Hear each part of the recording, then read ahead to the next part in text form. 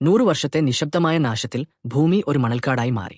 അതിജീവിച്ച മനുഷ്യർ ബഹിരാകാശത്തുനിന്നും ലഭിച്ച സൂപ്പർ ജെനറ്റിക് മാറ്റർ വഴി ന്യൂ സ്കെല് വികസിപ്പിച്ചു. ഇതോടെ ആയിരക്കണക്കിന് വർഷം പഴക്കമുള്ള ഓൾഡ് സ്കെല് വിദ്യകൾ എല്ലാവരും ഉപേക്ഷിച്ചു. എങ്കിലും പഴയ വിദ്യയിലെ നിഗൂഢ രഹസ്യങ്ങൾ തേടി ചിലർ ഇന്നും യാത്ര തുടരുന്നു. ഈ കഥ തുടങ്ങുന്നത് വാം ഷുവാൻ എന്ന യുവാവിലൂടെയാണ്. ആൻചെങ് യൂണിവേഴ്സിറ്റിയിലെ ഓൾഡ് സ്കിൽ കോളേജിലെ അവസാന ബാച്ചിലെ ഒരു വിദ്യാർത്ഥി. കോളേജിൽ ചേർന്ന ആദ്യ ദിവസം മുതൽ അവൻ വിശ്വസിച്ചു ഓൾഡ് സ്കിൽ ആണ് ശരിയായ വഴിയെന്ന്. എല്ലാവരും പറഞ്ഞു ഈ വഴി ഒരു ഡെഡ് എൻഡ് ആണെന്ന്. പക്ഷേ അവൻ തന്റെ ഹൃദയത്തെ വിശ്വസിച്ചു. തന്റെ മനസ്സ് ആഗ്രഹിക്കുന്ന ആ പഴയ വഴി എവിടെയാണ് അവസാനിക്കുന്നത് എന്ന് അവൻ സ്വയം പരീക്ഷിച്ചറിയണമായിരുന്നു. ഒരു ദിവസം ആ ഷോക്കിംഗ് അനൗൺസ്മെന്റ് വന്നു. ഓൾഡ് സ്കിൽ കോളേജ് ഇന്ന് മുതൽ പിരിച്ചുവിട്ടിരിക്കുന്നു. ക്യാമ്പസ് പൊളിക്കുന്ന പണി ഇന്നുതന്നെ തുടങ്ങും. വിദ്യാർത്ഥികൾ ആകെ പേടിച്ചുപോയി. ചിലർ സന്തോഷിച്ചു, ഇനി ന്യൂ സ്കിൽ പഠിക്കാൻ പോകാമല്ലോ എന്ന് കരുതി. വാം ഷുവാൻ അവരെ നോക്കി വെറുതെ നിന്നു. അപ്പോഴാണ് അവിടേക്ക് ഡെമോലിഷൻ ക്രൂ എത്തിയത്. ഒരു യുദ്ധം ജയിച്ചുവരുന്ന സൈന്യത്തെപ്പോലെയായിരുന്നു അവർ. അനുവാദം ചോദിക്കാതെ അവർ 300 വർഷം പഴക്കമുള്ള മെയിൻ ഗേറ്റ് പൊളിക്കാൻ തുടങ്ങി. അവരുടെ കൂടെ ജു യു എന്നൊരു യുവാവുണ്ടായിരുന്നു. വലിയൊരു റിച്ച് ഫാമിലിയിലെ അംഗം. അവൻ പഴയ വിദ്യകളെ പരിഹസിച്ചു. ഒരു വിദ്യാർത്ഥി ഇത് എതിർക്കാൻ നോക്കിയപ്പോൾ സെക്യൂരിറ്റി ഗാർഡുകൾ അവനെ ക്രൂരമായി മർദ്ദിച്ചു. അപ്പോഴാണ് വാം ഷുവാൻ മുന്നോട്ട് വന്നത്. ആ ക്ലാസ്സിലെ ടോപ്പ് സ്റ്റുഡന്റ് ഷവയുൻ അവനെ വെല്ലുവിളിച്ചു, നമുക്ക് നോക്കാം, നിന്റെ ഓൾഡ് സ്കിൽ ആണോ അതോ എന്റെ ന്യൂ സ്കിൽ ആണോ കരുത്തൻ എന്ന്. ഷവയുന്നിന്റെ അച്ഛൻ ജു മിങ്ഷുവൻ അവിടെ വന്ന് ഒരു വാഗ്ദാനം നൽകി. ഷവയുൻ പരാജയപ്പെട്ടാൽ ഞങ്ങളുടെ ഫാമിലി രഹസ്യമായി വെച്ചിരിക്കുന്ന ആ പഴയ ബുക്ക് നിനക്ക് നൽകാം. Golden body technique. ഫൈറ്റ് ആരംഭിച്ചു.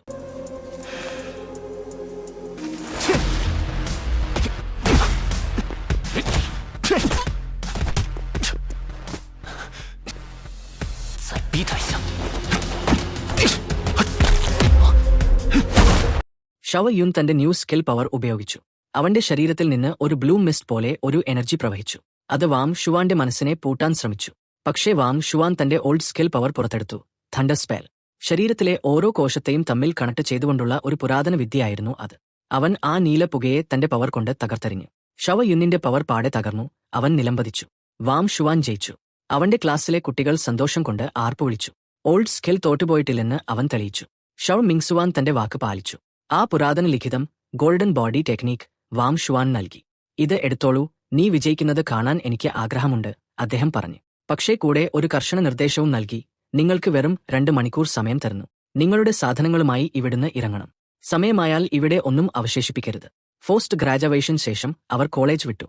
പുറത്തിറങ്ങിയപ്പോൾ അവന്റെ കൂട്ടുകാർ സങ്കടത്തോടെ ചോദിച്ചു, വാം, ഇനി നിന്റെ പ്ലാൻ എന്താണ്? നമ്മൾ എങ്ങോട്ടാണ് പോകുന്നത്? ഡോണ്ട് വറി, നമുക്ക് വഴി കണ്ടെത്താം. ഓൾഡ് സ്കിൽ സൂക്ഷിക്കുന്ന ആരെങ്കിലും എവിടെയെങ്കിലും കാണും. ഞാൻ എന്തായാലും ഇത് ഉപേക്ഷിക്കില്ല.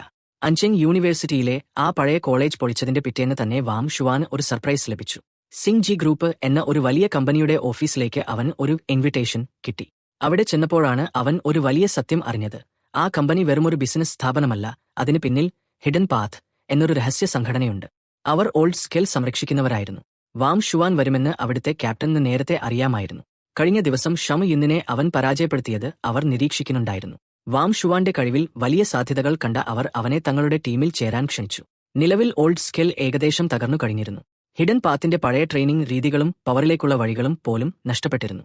എങ്കിലും ആ പഴയ വിദ്യയെ വീണ്ടും ഉയർത്തെഴുന്നേൽപ്പിക്കുക എന്നതായിരുന്നു അവരുടെ ലക്ഷ്യം. ഹിഡൻ പാത്തിൽ ചേരണമെങ്കിൽ ഒരു പരീക്ഷണം ജയിക്കണമായിരുന്നു. അതൊരു അപകടം നിറഞ്ഞ പര്യവേക്ഷണ ദൗത്യമായിരുന്നു. വാം ഷുവാൻ ഒട്ടും ആലോചിക്കാതെ അതിന് സമ്മതിച്ചു. ട്രെയിനിങ്ങിന്റെ ഭാഗമായി ക്യാപ്റ്റൻ അവൻ ഒരു സ്പെഷ്യൽ വാച്ച് നൽകി. ലൊക്കേഷൻ അറിയാനും ആശയവിനിമയം നടത്താനും ശാരീരിക ശേഷി അളക്കാനുമൊക്കെയുള്ള ഒരു ഹൈടെക് ഉപകരണമായിരുന്നു അത്. സുരക്ഷയ്ക്കായി വാം സിയാവോ എന്നൊരു വ്യാജ ഐഡന്റിറ്റിയും അവൻ നൽകി. പിറ്റേന്ന് വാം ഷുവാനെ തന്റെ ടീം മെമ്പേഴ്സിന് പരിചയപ്പെടുത്തി. ഹാരിയർ, കൈറ്റ്, ബ്ലാക്ക് ടൈഗർ, ലാവോമു എന്നിവരായിരുന്നു അവർ. വാം ഷുവാനെ നോക്കാനുള്ള ചുമതല ഹാരിയറിനായിരുന്നു. ദൗത്യം ഇതായിരുന്നു. ഷൗ ഫാമിലി ഒരു പുരാതന ഗ്രന്ഥം കണ്ടെത്തിയിട്ടുണ്ട്. അതിൽ ക്വിങ് ഷി ഷാൻ എന്ന സ്ഥലത്തെ ഒരു നിധിയെക്കുറിച്ച് പറയുന്നുണ്ട്. ഇതൊരു ഇമ്മോർട്ടൽ ആയ ഒരാളുടേതാണെന്ന് സംശയമുണ്ട്. ഇമ്മോർട്ടൽ പണ്ട് ഉണ്ടായിരുന്നു എന്ന് തെളിഞ്ഞാൽ ഓൾഡ് സ്കിലിന് അവസാനമില്ലെന്ന് ലോകത്തിന് മനസ്സിലാകും. അതുകൊണ്ട് ഈ നിധി വളരെ ക്രൂഷ്യൽ ആയിരുന്നു. ഷൗ ഫാമിലിയിലെ ന്യൂ സ്കിൽ ഉപയോഗിക്കുന്നവർ അവിടെ രഹസ്യമായി മൈനിംഗ് നടത്തുന്നുണ്ടായിരുന്നു.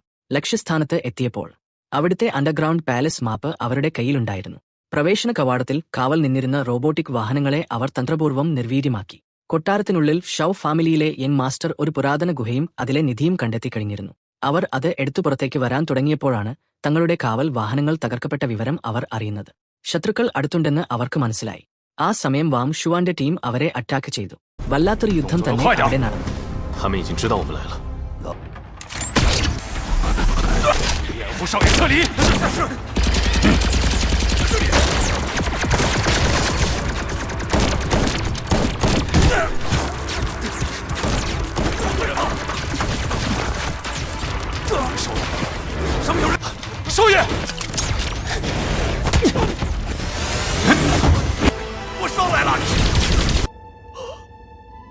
നിർഭാഗ്യവശാൽ ആ പോരാട്ടത്തിൽ വാം ഷുവാന്റെ ഗൈഡ് ആയിരുന്ന ഹാരിയർ കൊല്ലപ്പെട്ടു.